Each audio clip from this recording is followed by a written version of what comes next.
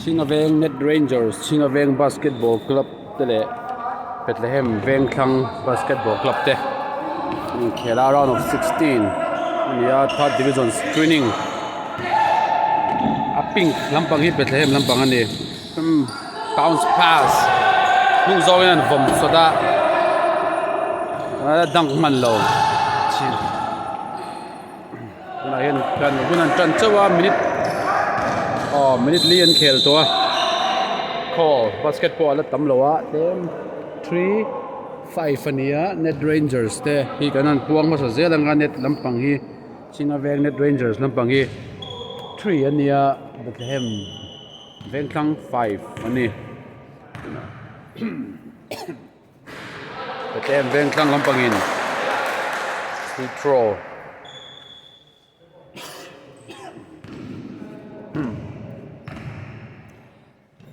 a jersey pink Bethlehem te Vengthlang lampang te common lo ve khop man jersey hi ai roi khat trending de ole kan yang tun lai style la mo hei black pink te pon ni halang chu black and pink black pink ni take ni don take Chhinga Veng lampang hi varle eng ania somte an pol sema jersey number 23 tuna hianin anin challenge khop maya Chhinga Veng lama hian referee na somte tuna ball drive luta man pe chuak le ya ti lo thing ani assist kalhal somte referee somte mai tuna le lama VR a referee puyaron kalver hal boka VR nen tuna hian in mat chona in chawlu tuka video in lo late kanin khelai hi ante chu wang join in tuna hingan cover ani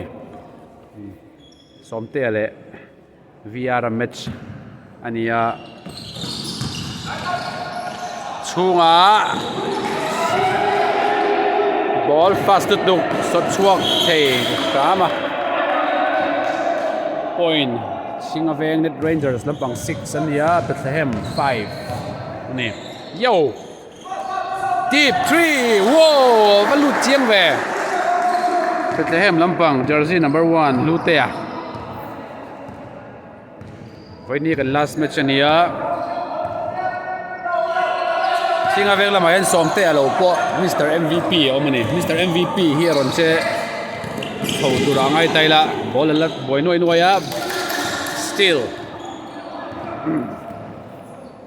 Binglua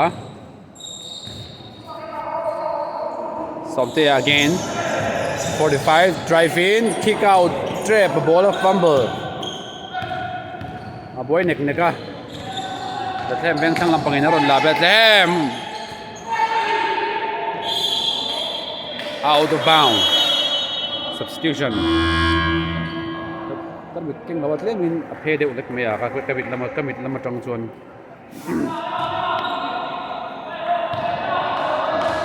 somtea from Chhinga Veng he's the guy with the whistle he can call he do it nicely but that is bad very bad moi lo lem ei somte hi thau thina tuna hianin hey kan mu ang hianin jersey number 23 hi nia aron slim zai kop maya tun tournament atan hian tangpo changa away to pe ti fiada alu lokbar ni Blackpink lampang sorry Bethlehem Vengthlang lampang ball drive in and drive alu teu thin so chuak le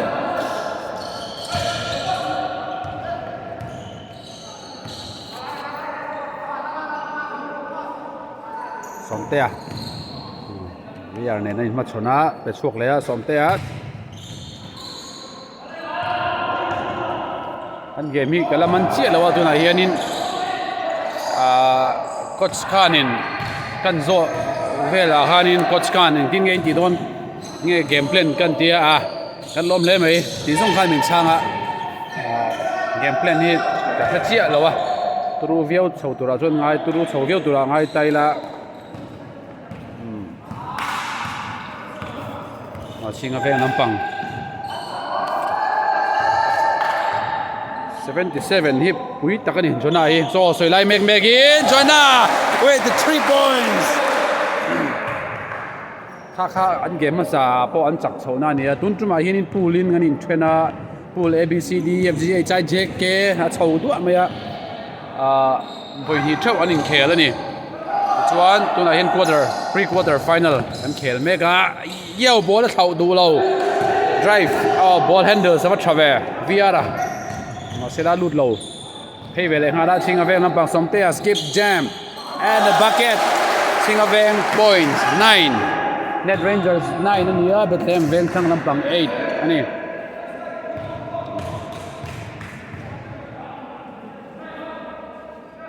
minute thum khel troloma 3 ron vorlea anna shret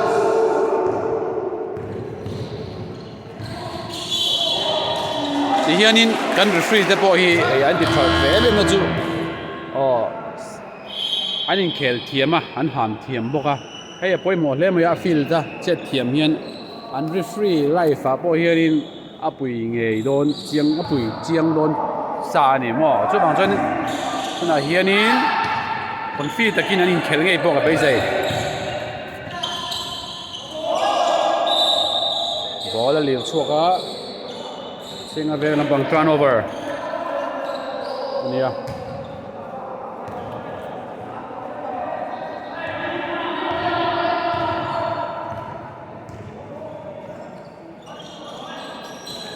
เบสลำมันตรงนี้โคนารัต3 on tia rebound Bethlehem tum leng hal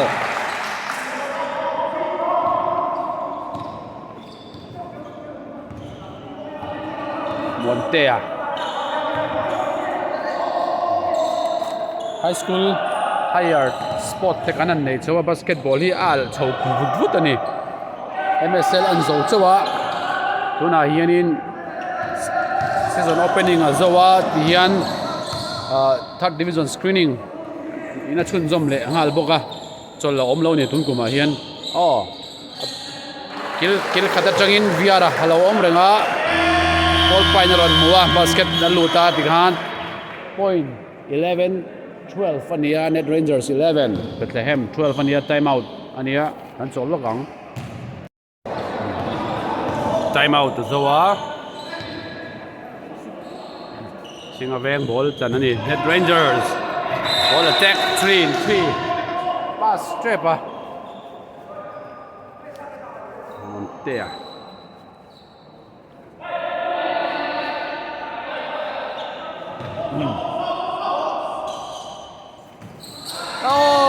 voi ni na pass chia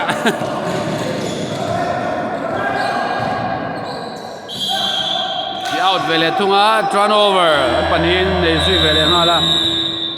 score om lo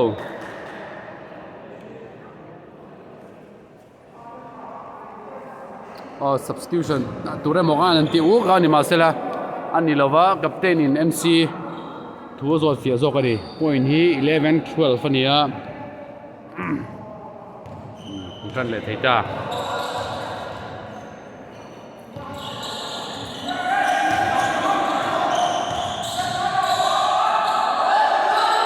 2 points. Ball chuakat.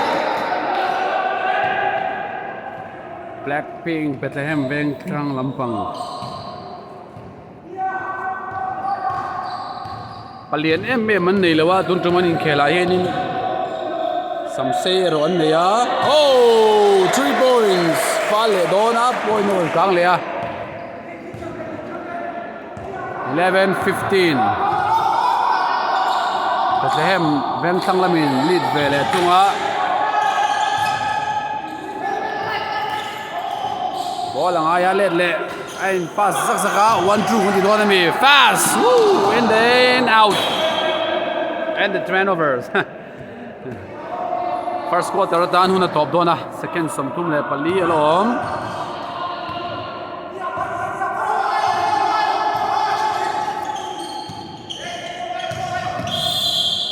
Reaching foul alom le ya. Chunga hianin drive teu chu antum anin ga ria. Net Rangers so here in paint area lampang anan bay fat fata se tong han palian fa la nom lawa e hit tuna hin lian ber mo tu turania lian khop ya jersey number 18 bena 2 points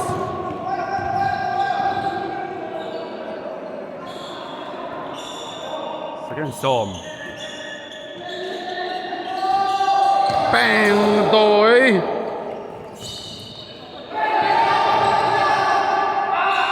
kan huna topa first quarter an khel zo point hi 13-15 ania Bethlehem Vengthlang lampang 15 ani kan cholang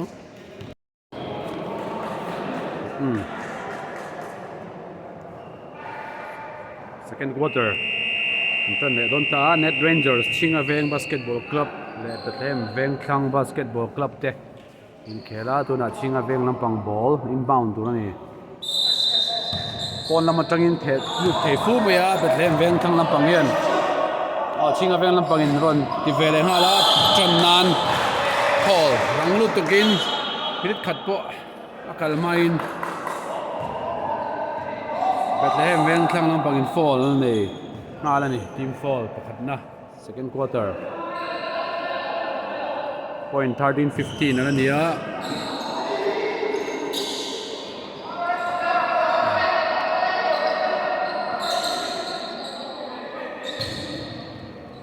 ay kapara nalut to ka o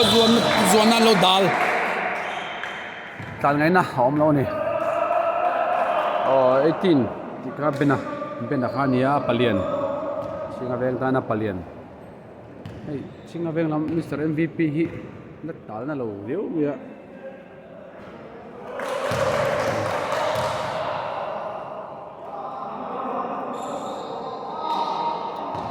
match floor officials te hi sar siama sar sangte le sar moite te ni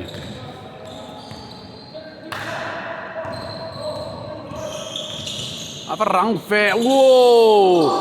puilu tuklut se chon ha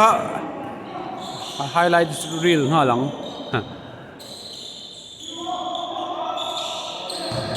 Wolte zong mega shot lock them set shot lock down to 2 and a fall no violation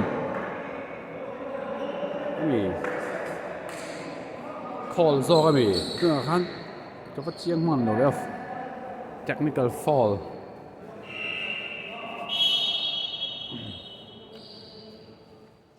Muy te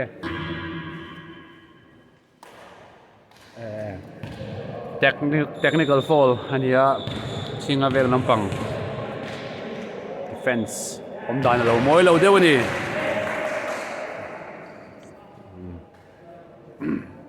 khan game kan chun zom le thea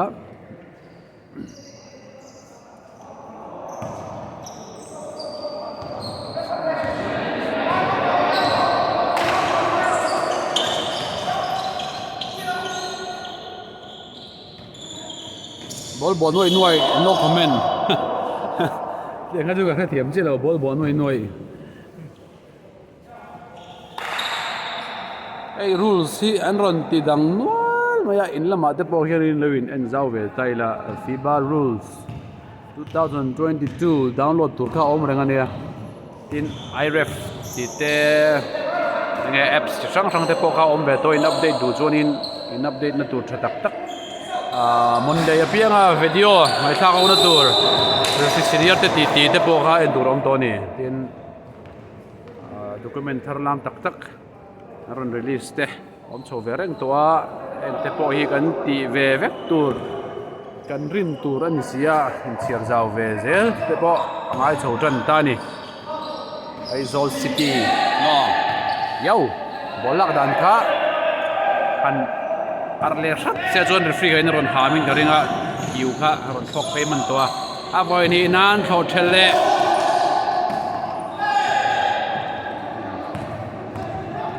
bola parang em bena inside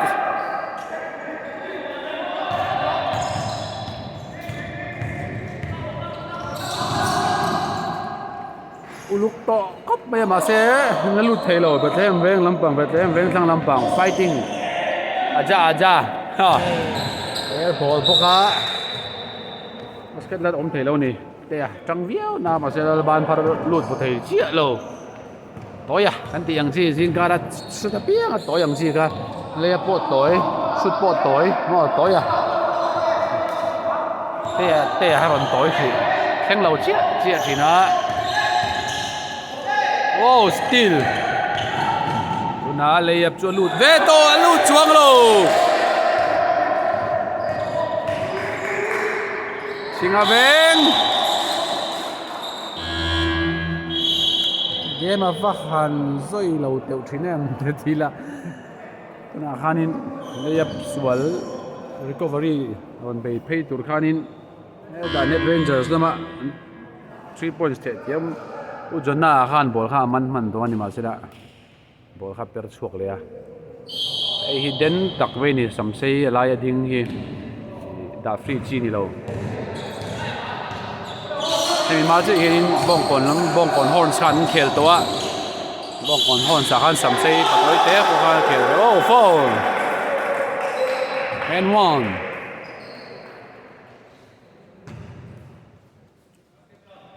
basket count free chiang takin soya free throw vai khatura ni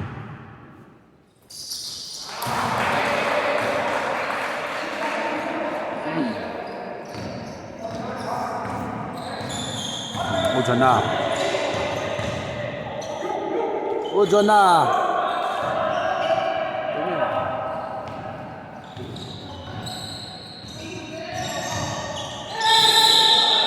foul foul ta pop mai second quarter chu tuna hian point hi 14-19 ania 14-19 second quarter ni tama khel tur la tama 14-19 foul so ta pop mai a team foul po pathum na ani ve to ni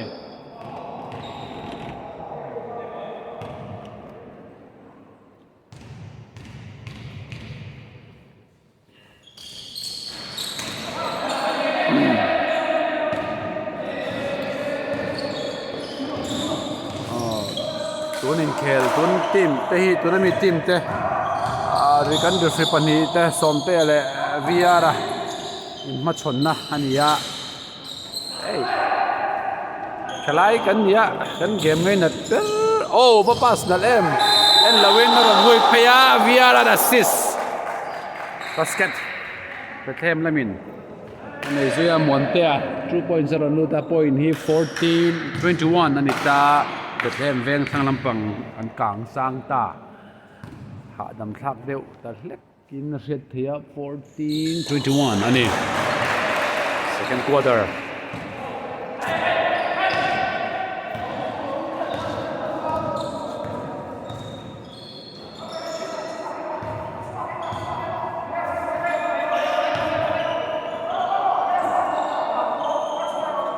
jena ball an kenga ngai tua mek achunga remlo ke an vom lep turin thok phei le a Bethlehem lampang khothel le token oh rebound Chhinga veng ball up and down mia rebound Bethlehem afela alu lo oh viara from control phei ve le na la puyan pasa tiswal vele puyan phei vele hal Chhinga veng an basket nei turin ron bo phei vele hal an chok chazar zak ve basket omia lo tang taksi ni still lo om vele hala step at church trip van bun ve kha ju tokena tuna step kha tang khai lu tuk time out ani Chhinga veng lampang time out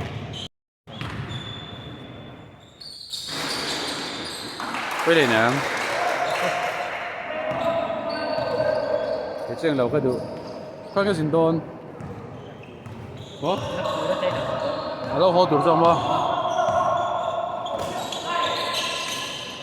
không thế à inside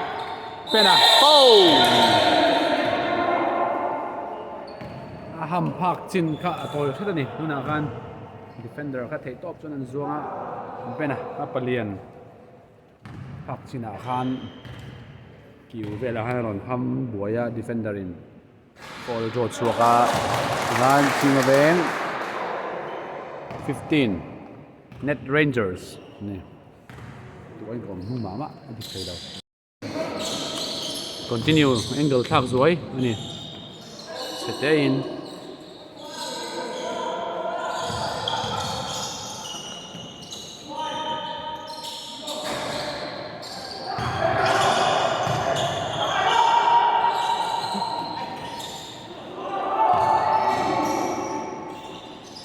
Ayo, pas chobe kaju zak noya magic ron so ni tu nakan. Wow.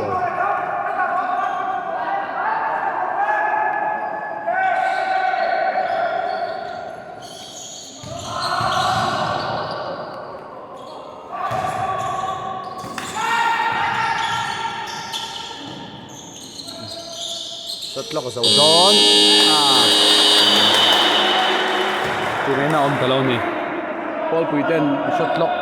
na chang ka chu sia se en tin muni ti da no min karinga sang chua tha thok the nom lo Viana apuya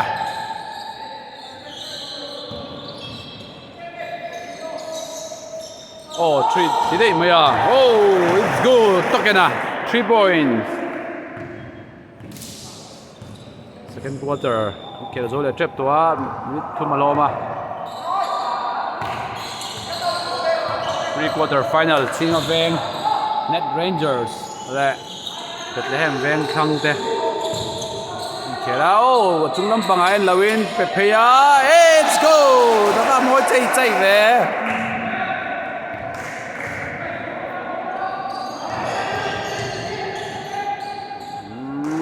easy layup tuna achidangin kan tivele tumang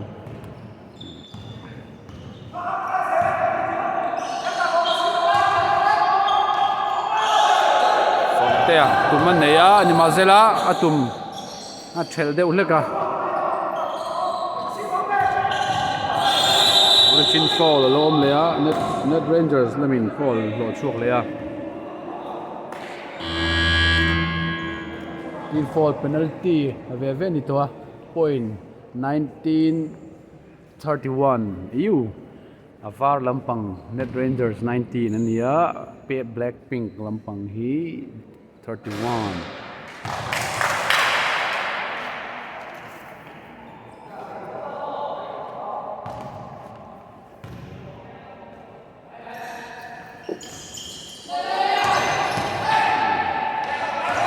chakleta ball pele fwa bucket ko chawzela na hianin Bethlehem Vengthlang lampang sang takop mai 33 ni ta somte chunga luta boruaka ajam chawdona ma se no khar si tingaina omlo ball buai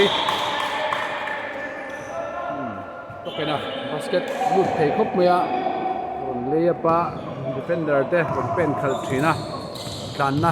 spacer ron siam thini athakop mai ahale oh dangle dewin alut zongin bang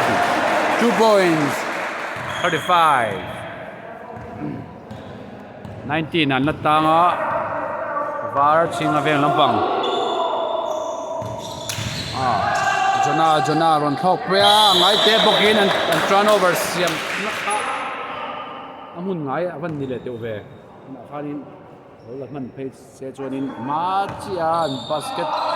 kun chen na ha ni don ni chin foul lo om le a free throw somte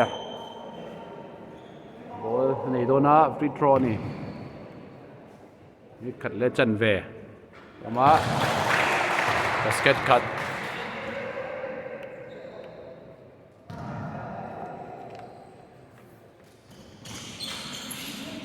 panhina rebound offensive Chhinga Veng labinan lad defensive level tunga fall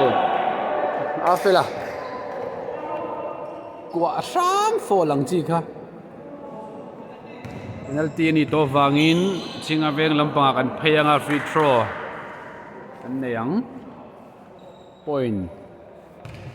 23-35 ani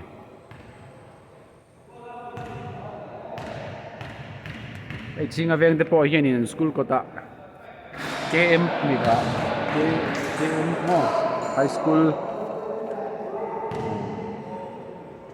bên này to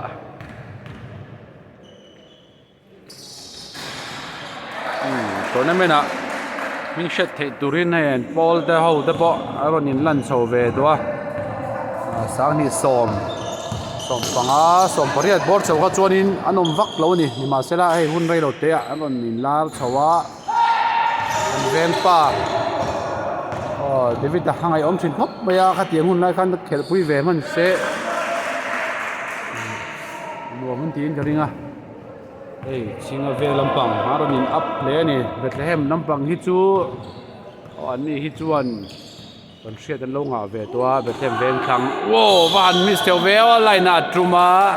biara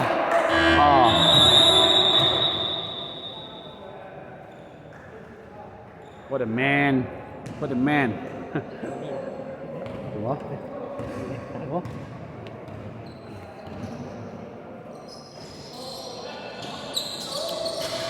3 Chhinga Veng point 25 36 ania second Somphum Lom half time nan bounce pass and waya magic and boy both the thina ha magic kan lo ti thina ni defender ta an bo hu mai ni mo bo lom no kha kho gen thalo la reng Viara ron handles pia tek chau turin ball an thok chau ve le a sẽ là lụt lệ lầu chuộc lệ lụt tổ đó là một con tiếc dấu lệ ta đây tiểu lụt được cái half time anh này đôi na point in mun net Rangers Chhinga Vengthlang 25 anh nia Bethlehem Vengthlang 36 anh 25-36 xin cần khá ráng half time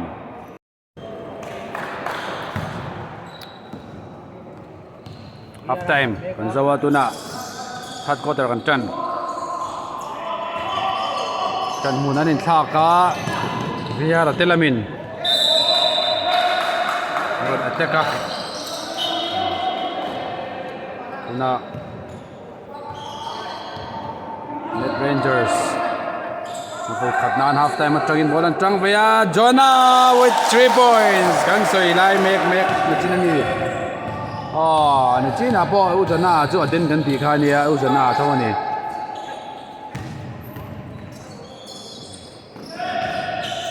whoa and the set call no call ngay let phe về lên là bucket ôm tiêu tục chép xong tia fake cả không có bài and the set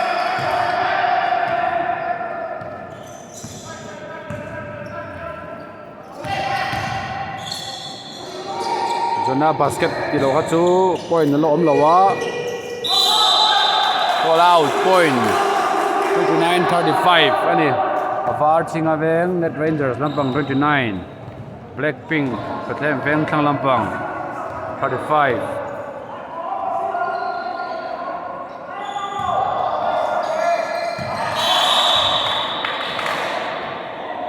ka chu game zin nei lo tak ani fa ho thinem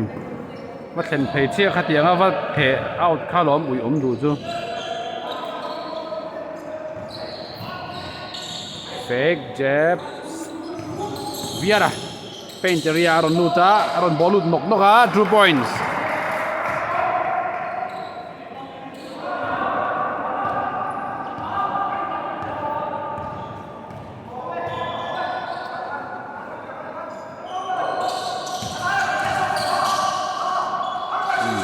Net Rangers lampang Jonah chin du ve le dewan ni ma sila bena chunga benda na pass te Net Rangers ball hani lau bena khan tu na han thok lut sila ô thế apa te zok pa sai kha chuan coloring deuh zok ha ni 29-37 ania teu lutuk offensive rebound Bethlehem in naron la ron te phei ve le nga la chung bok ani ron attack mol maya achung lampanga basket ania papuyan ron tip lu sewa point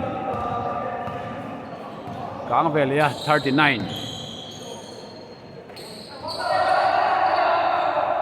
bena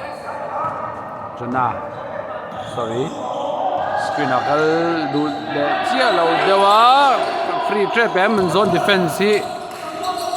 an chet ke lo moni chu hey tun tum season thara tang hianin basketball a kan kai thar le to ti teang Mizoram ina kan man 3 seconds defensive violation kan ti kha kan pai ta ka wang hianin no pang te hianin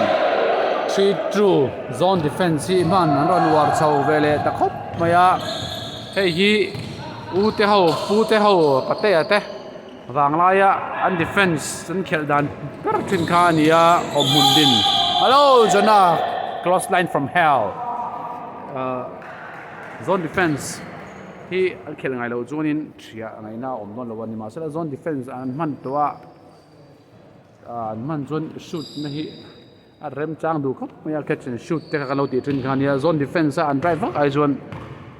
china Chhinga te an shoot mia mia kha thil rem chang ta kani chan chu zone an lo protect sia pakhat bit ma se nuwa han lo om vele tlata 3 seconds violation om to box si lo defense dan upalama chuan anuam tile maya upa hoina an khel 3 seconds an om lo chu an nui vur ni ber yen ka thria arong kala 3 seconds kha alo om lo wa dingal top he ni cham hal top ding hal em top ngo goalkeeper goal veng ang che khan ni mai sunga khwan ko in bok lui ta Chhinga hei oh pasok le avera ko bena foul baring ve commentary box lama bo aron track chuai mai point hi soile taida 29-41 anita net rangers te 29 hen tang rei khop maya Bethlehem Vengthlang 41 ania fall here la tam lawa fall team fall var lampang patni ania blackpink lampang hian team fall ala nei lo ni tuna takena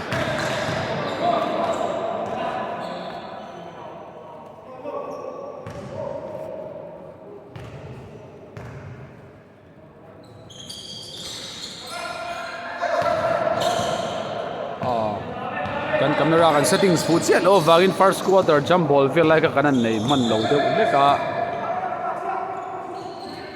ma se lai game mu nom chau mia khop mai rebound somte a voin hinan la le a la lu cholo voin hinan somte chu a balian ho bula chon tlem chon lo lang chi ve deuh hlek mai a drive in turin them lampang ron tang thar le a Papuya oh sorry jersey number 3 ni mo monte a haya shot lock azol tap din yan ron thiat da gang tuna hi ngai to dan tharin ani lo ron tlan tlang vek maya Chhinga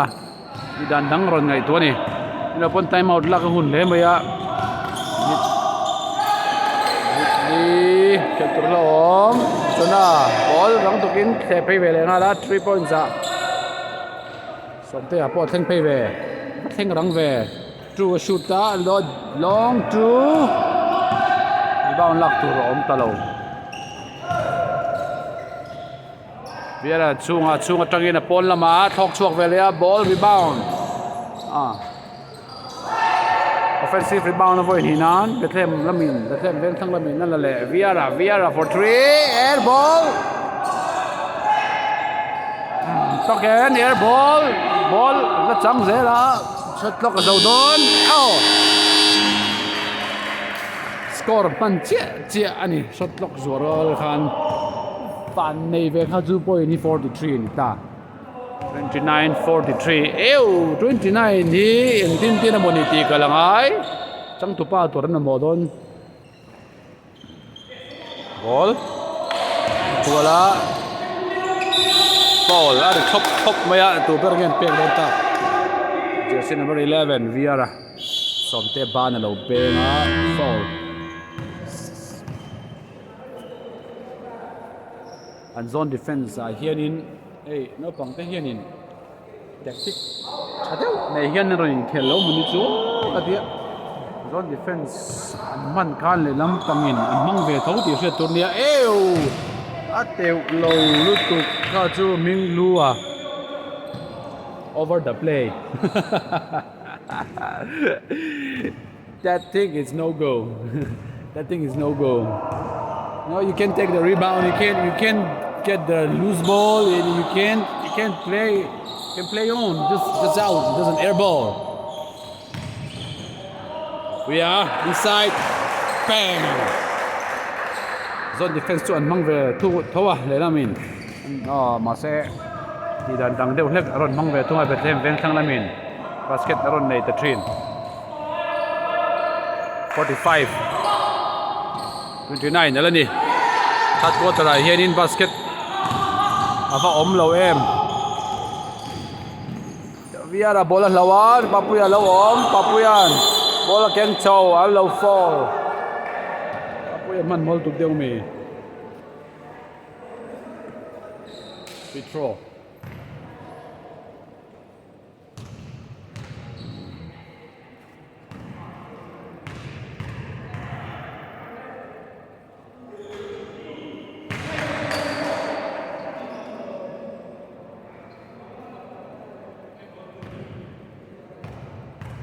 Mizoram team te an fe chuak ka under 14 the sub junior team te teen men's team te women's team te un kum chu ming thakop maya national te kan an theng bok nen basketball chu apar vulai tak ani champion lewin garon holo an fe chuana champion no moi hòn dễ là tôi nói hiện in men's team te khérin an fe chuak mek bok ani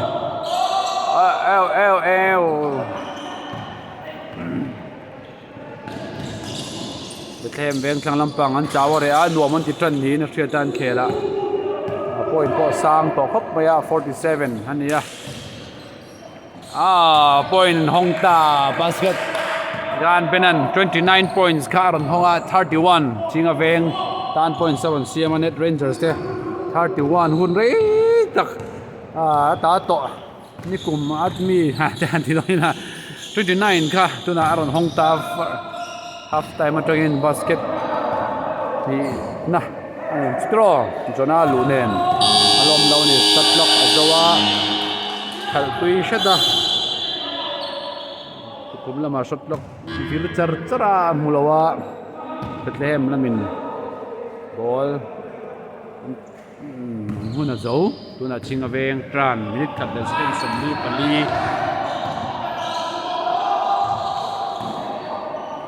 hey zone corner screen na lo siama angkal kola kila ni Marcela screen na pel on Freeman lo double screen ron kal le air ball vele tunga screen fu viau ma se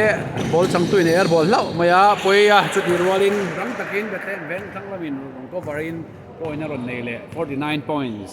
yo ran kal zai em third quarter su 31-49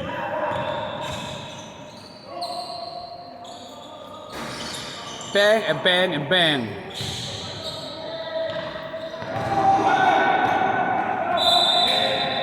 second Somali panga Somali pali alom Chhinga Veng lampang in fast break ball kal lai thok phei lai kha lo tok pera inbound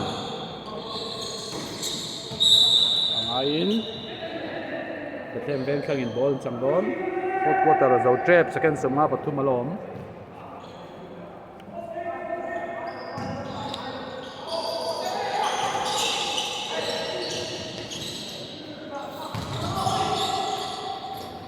ดลุตุกอะไรอ่ะตั้มปทุมน้อมปทุมการารอนสวงลูตา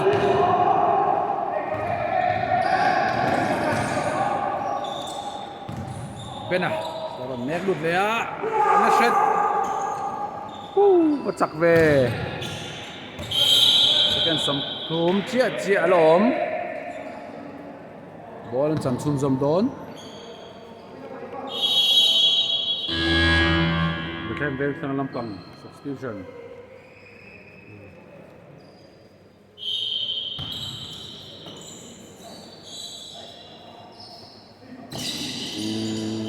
and 3 is good Cook ini token oh papuya token le papuya ka hai reng wai yo kha thiam mula oh dai mai à achu defender tarin lo takin tini easy 2.3354 Avar 33 in Blackpink Lampang 54 อันเนี้ย Bethlehem Vengthlang lead fourth quarter third quarter กันเขียวโซ่คุณตบนะนี่ต่อโดนนะ fourth quarter จันเดเชียอันนี้เขียวแต่ฮีดูจวนนักตุกะไลฟ์ฟินเนนทีอะไรกันนี่อันจะเนี่ยไลฟ์กันพอไลน์ดอร์ฮีเน็ตฮีดวงอินชัดขึ้นแล้ววางอินอันไลฟ์เราตะโซกะทินอินละมาเจ้ามาboring ไลฟ์เดียวแต่เลยหุ่นไปง่ายหันจดง่ายแต่ยังแต่ข้าหันดิดเวสวยแต่ฮีเราง่ายแต่ยังตันแต่กันตะโซกินกันเชียส่วนบางส่วนนี้นักตุกละมาไลฟ์ฝั่งชีคันมุจุงเต้นมั่วอินคอยเรากันในนัดต่อไปเดปอกันเราง่ายแทงเราเอ็นตะโซกุละตัวน่ะวิอาระไปแทงเวงทางละมาจังอินกิลขัดอาบปัสสาวะล้อมครบไปตัวน่ะปัสตัวนะครับวิอาระตุ่มเบียกเมนรอนกัลนินกับเสียวิอาระบอลอารอนเทชวกบักลุตุกมาเซอสซิสที่ไม่ยัง3 pointsตัวนี้ก็ชื่อกันรีเพลย์เลยยังเป็นบอกมันดาวชวา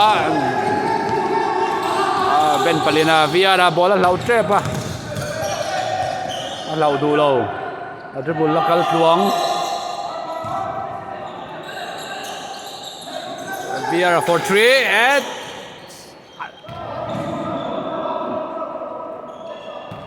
โอเคเช็คข้ามันโมเดลนินกับเรียวิอาราติดเดวอัดมันสมเตะดูตาวิอาร์เนี่ยวันมาชนดอนนะวิอาร์คำโหลตุนักขันสมเตะ6 สกัลเวลตัว3 points ชิงกับเวลลำพัง point กลางเวลเชีย point 38 57อันนี้โซนดี3 to screen โลออฟไซด์ชุดตาค่ะฟีน้ำโลเปลไม่นี่ตุนักขัน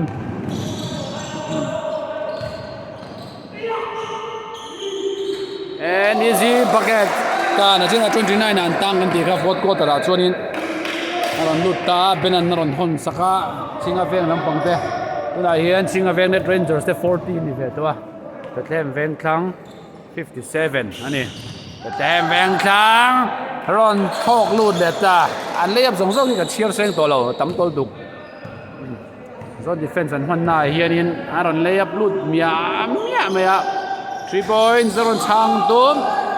สมเตะบอลมันนั่นเราเละรังลุดตุกิน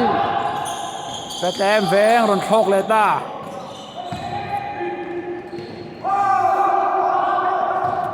สมเตะสปินนะช่วงปาปุยาเป็นนะในเราเอาวิลุตุกาได้สวล celebrate เนี่ยวิลุตุกข้าปุยตานี่He wait the moment and he can get the ball. That is bad. She looked the trap.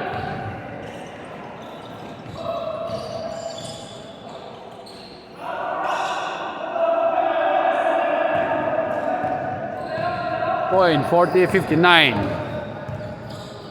Vieira with the ball. Step into the basket. Again to Vieira,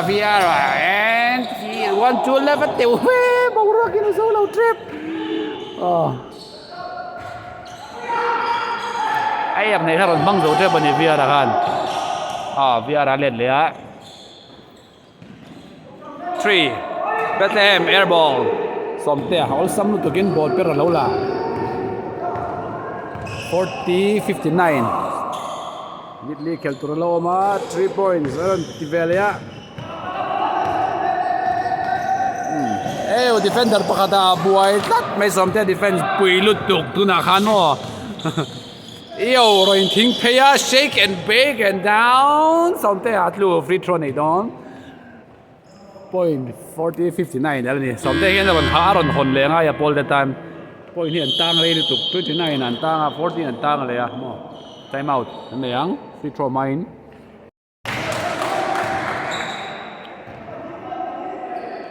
to halu de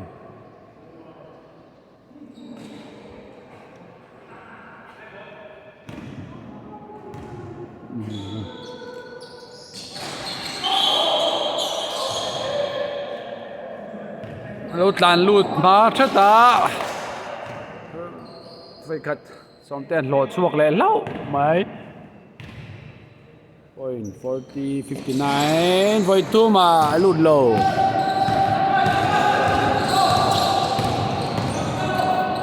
eo vấp bà lâu về lúc đầu tụt come on get up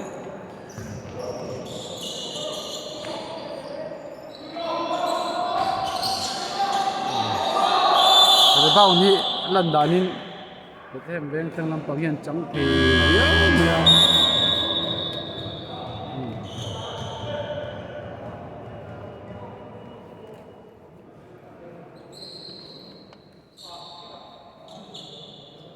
last quarter, yeah, fourth quarter, minute thum Kelturalo ma point 40-59.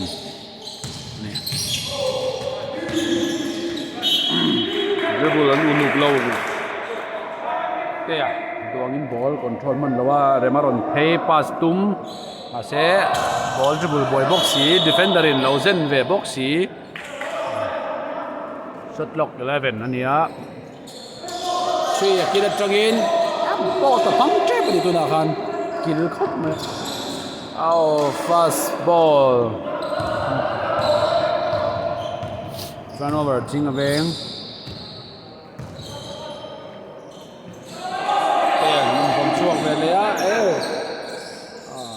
ngay lâu đó lu hun anh tin yang sút turin te anh xem chuộc dày anh mà sẽ đã Apol te anh team cắt mày anh đuông in anh sút ngâm lâu sút rồi khác còn vom chuộc anh ấy lại trăng in anh thì chín te khan mò anh mà sẽ đã rồi lút thar hi anh đuông in tweet lát anh đuông in tweet lát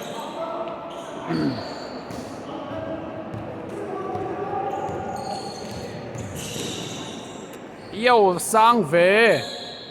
eo khát chú bố linh chú nuôi cái khát điểm chết đó rồi nó rất xấu về đó ni mấy cái kia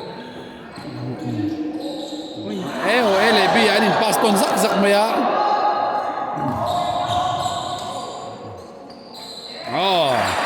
coi nó mày tè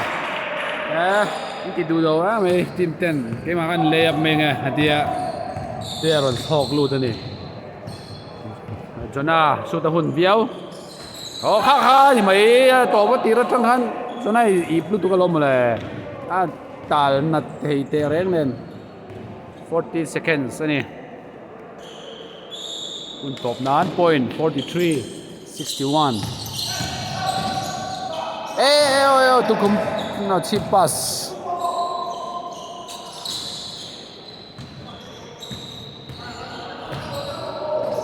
there, spin move, block, call, and one, bucket, count, there. Substitution, về đó na top lampang substitution nita second som paria taloma game zonan